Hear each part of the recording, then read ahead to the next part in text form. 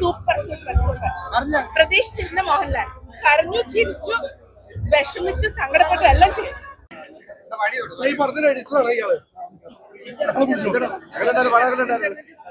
പറഞ്ഞ അത് ഞാനാണോ പറഞ്ഞത്?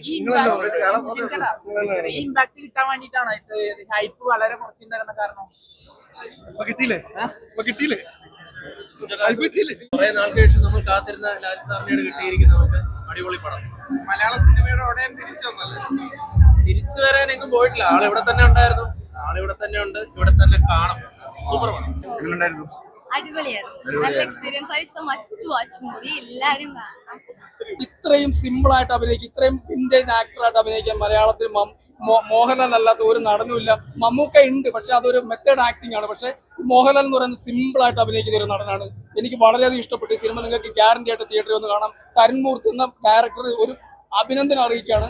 നല്ല സിനിമയാണ്, ഗ്യാരണ്ടി ആയിട്ട് നിങ്ങൾക്ക് തിയേറ്ററിൽ തന്നെ ഒന്ന് കാണാം. അടിപൊളിയാണ്, ഒരു രക്ഷയില്ല. ഗംഭീരാണ്, അടിപൊളി സിനിമ. നിങ്ങൾ എല്ലാരും പടം പോയി കാണണം.